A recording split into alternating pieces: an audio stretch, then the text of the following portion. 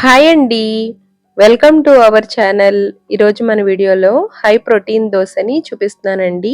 ఈ దోస పిండి రుబ్బుకున్న తర్వాత పులియబెట్టాల్సిన అవసరం లేదు. అప్పటికప్పుడు దోసల్ని వేసేసుకోవచ్చు. ఇందులోకి చాలా సింపుల్గా తయారు చేసుకునే కొబ్బరి చట్నీని కూడా చూద్దాము. ఈ దోసల కోసం ఒక గ్లాసు ఎర్ర కందిపప్పుని తీసుకోవాలి. ఒక అరగంట సేపు ఈ పప్పుని నానబెట్టుకుంటే సరిపోతుందండి. బరువు తగ్గాలనుకునే వాళ్ళు కూడా ఈ ఎర్ర కందిపప్పుని తీసుకోవచ్చండి.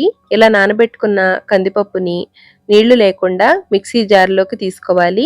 1 కప్పు క్యారెట్ ముక్కల్ని వేసుకోవాలి. ఇప్పుడు ఇందులోకి 2 ఎండుమిరపకాయల్ని వేసుకోవాలండి. ఎండుమిరపకాయల్ని నానబెట్టుకునైనా వేసుకోవచ్చు, లేదంటే ఇలాగైనా వేసుకోవచ్చు.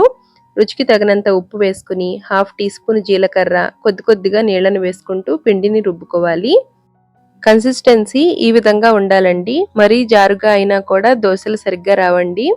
ఇప్పుడు ఈ పిండిని పులియబెట్టాల్సిన అవసరం లేదు. అప్పటికప్పుడు దోసల్ని వేసేసుకోవచ్చు. ఇప్పుడు సింపుల్గా అయ్యే కొబ్బరి చట్నీని చూద్దామండి. మిక్సీ జార్లోకి 1 కప్పు కొబ్బరి ముక్కలు ఉంటే కొబ్బరి ముక్కలు, లేదంటే కొబ్బరి తురుమైనా తీసుకోవచ్చు.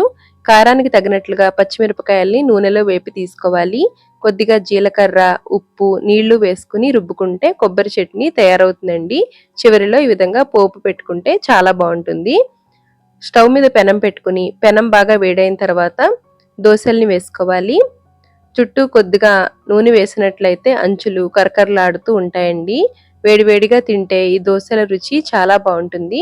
అప్పటికప్పుడు తయారు చేసుకునే ఈ సింపుల్ దోసలు ఇంకా చట్నీ మీకు నచ్చినట్లు అనిపిస్తే మీరు కూడా ట్రై చేసి ఎలా వచ్చాయో కామెంట్ చేయండి.